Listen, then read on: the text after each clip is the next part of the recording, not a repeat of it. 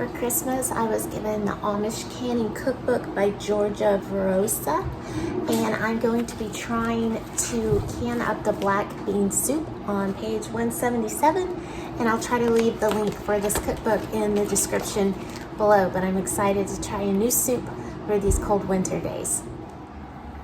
Okay, I'm in the pantry and I am going to be getting 12 cups of black beans for the soup. I'm doubling the recipe, and so it calls for 6 cups, so I'm going to be doing 12.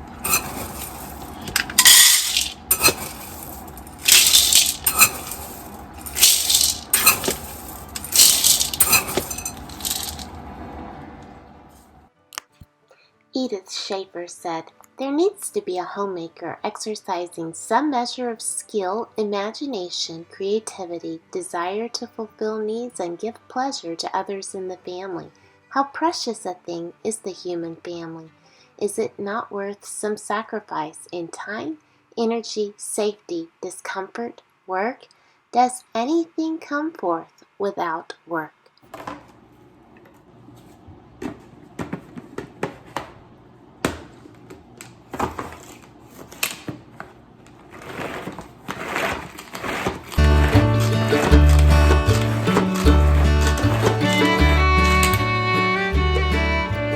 Since I'm doubling the recipe for the black bean soup, I'm going to need 7 cups of orange juice, and all I have is this frozen concentrate, so I'm going to mix that up. It brings back memories because when I was a little girl, this is how we did orange juice. We always would dump out the container and add 3 cans of water and mix it up, and that was our juice. And so since this is all I have on hand, this is how I'm doing it today.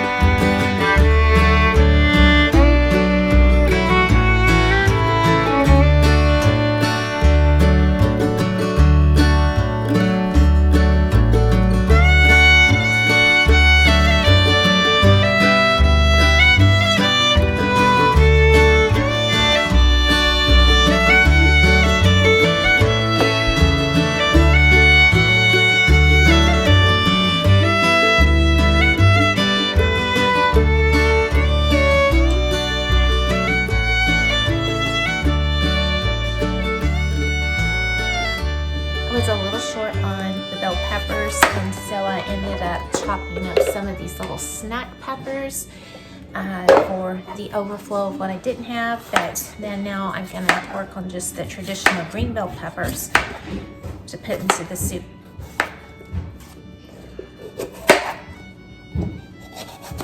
My last knife was super dull, so I'm trying a different one. I really need to get some new knives. I think a lot of ours are pretty dull right now,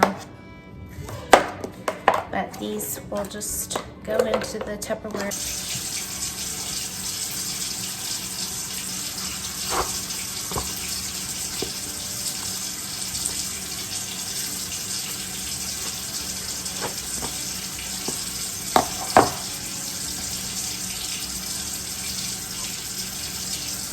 The chickens will love these scraps.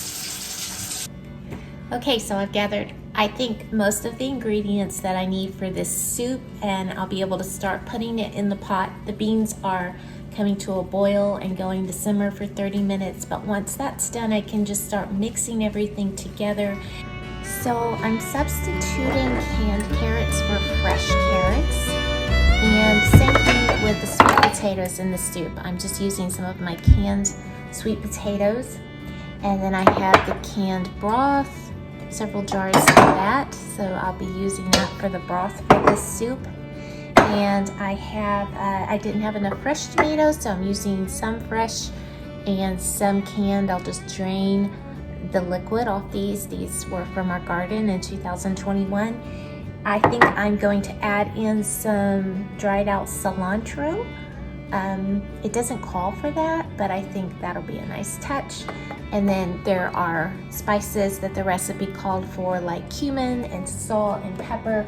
I'm going to use some just regular salt and then some pink Himalayan salt. And Love the peppers. The mix of the color is fun, so that worked out. I've got a bowl full of onions and the orange juice, and the beans are cooking now.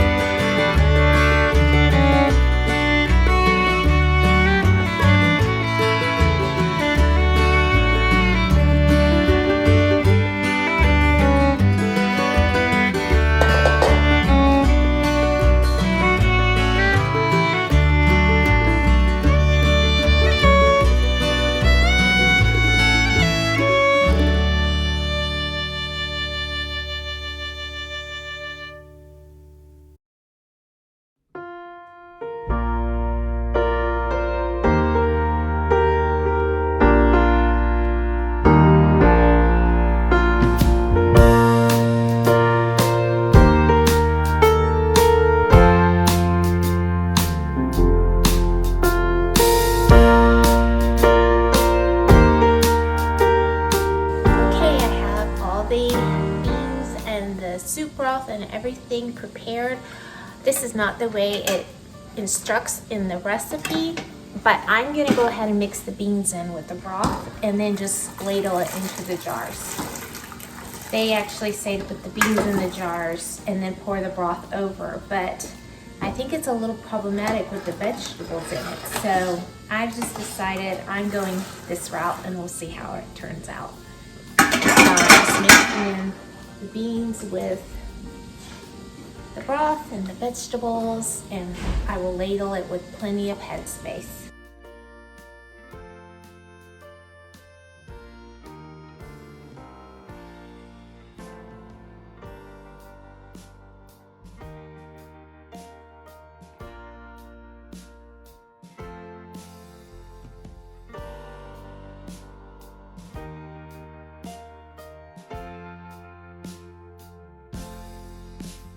Okay, we're up to 10 pounds of pressure, and so the little blade has started to jiggle, and now this bean soup will cook for an hour and a half.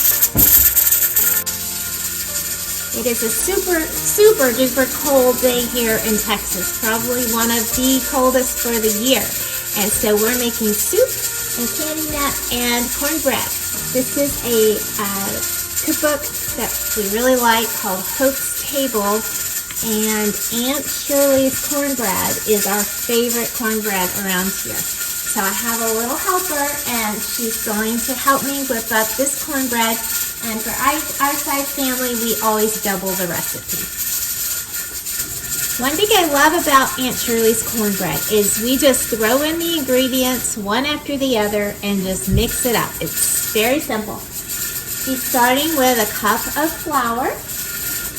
And since we're doubling, we're going to get another cup of flour, and you put it in here and scoop out another cup. Okay, let's bubble that off. Okay, and into the bowl. Great. And then we need a cup and a half of cornmeal. So 1 full cup of that.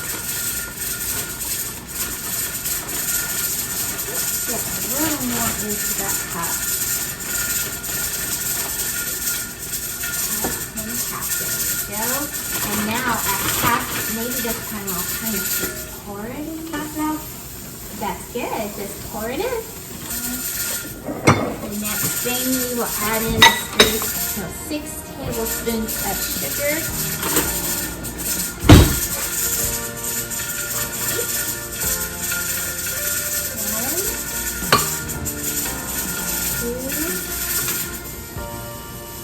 3. And sometimes instead of using all just refined white sugar, I like to get into my sugar varieties and make a mix of different kinds of sweetener. So I have my sugar varieties bucket here.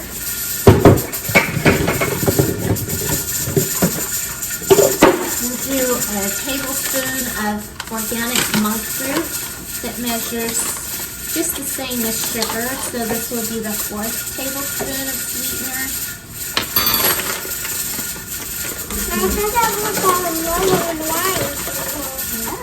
Mixing those colors.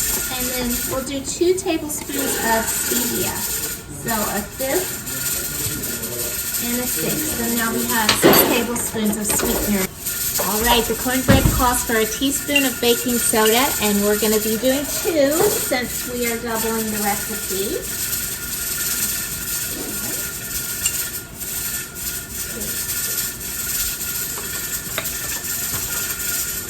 Now we'll add in 2 teaspoons of baking powder.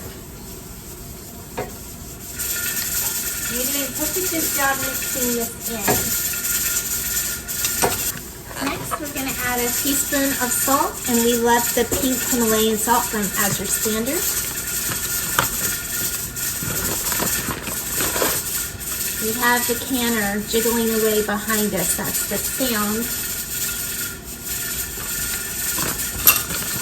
Canning some bean soup today on this cold winter day. Very good. It's time for the eggs. We're going to be doing 4 eggs. We're so happy that our hens are finally laying eggs. We're getting about 6 or 7 a day right now.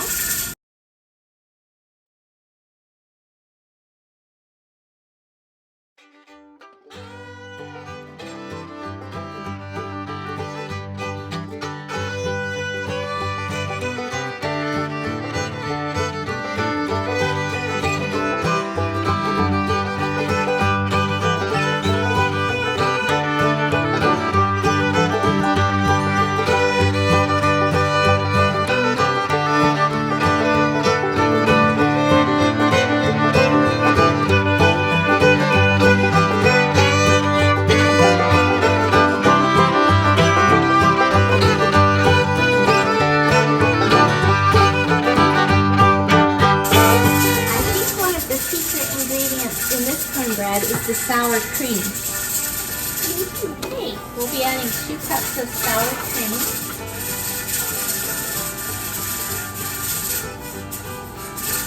So you mix it, it's like taking it off whole. It is, isn't it? Here's the first cup. Next one? Just mix that in.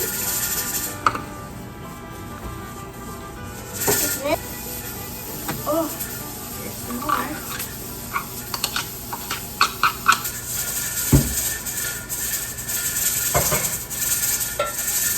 This is our fresh goat milk from our Nigerian dwarf goats. And we don't have buttermilk. It calls for buttermilk, so we're going to add a little bit of lemon, and that will make buttermilk. Lemon juice.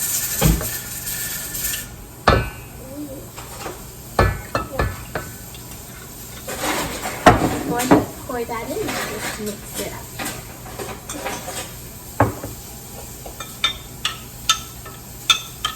Super. All right. Okay, the last ingredient that Aunt Shirley's recipe calls for is melted butter. So, would you pour the butter in there? It's going to be hot on the outside. Wonderful. Just mix that in. Then I like to add another thing that's not in the recipe, but the As Your Standard vanilla extract is really, really yummy in this cornbread. And I'll just kind of do a splash. There we go. It looks so brown. It does, but that's going to be delicious. Okay, we're excited to be eating this Aunt Shirley's cornbread from the cookbook Hope's Table. I'll try to link the cookbook in the description below. We're buttering the pans right now, and then we're going to pour the cornbread into the baking pan. So good. Right up in here. Now that we have our dishes buttered, we're just going to pour the mix into the baking dishes.